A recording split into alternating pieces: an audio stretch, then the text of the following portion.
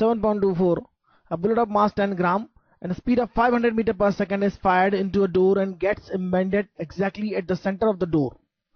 Door हम बना सकते हैं, इस तरह से डायग्राम बना लेते हैं. चलिए डोर का, दिस इज अ डोर और उसके सेंटर पर बुलेट फायर की जाती है, embedded exactly at the centre of the door.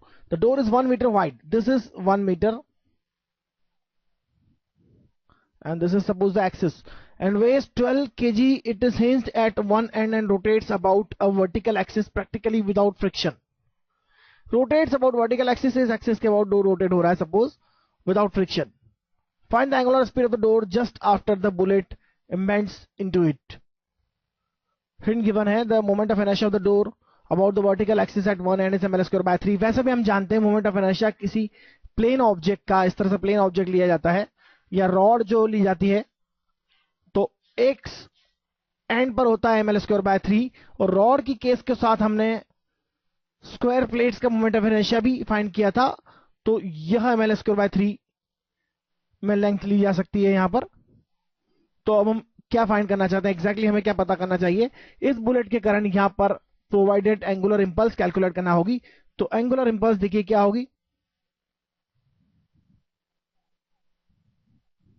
Angular impulse हो जाएगी linear impulse that is m into v into this distance और यह है 0.5 मीटर.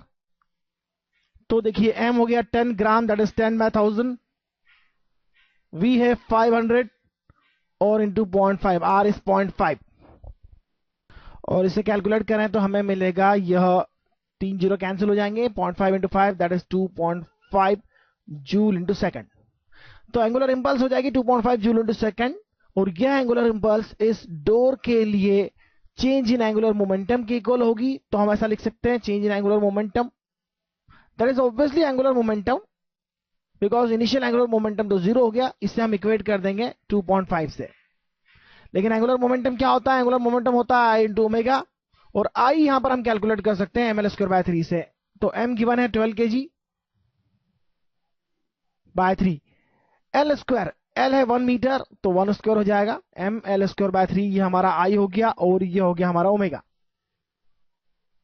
तो कैलकुलेट करें तो ये हो जाएगा 4 2.5 बाय 4 2.5 बाय 4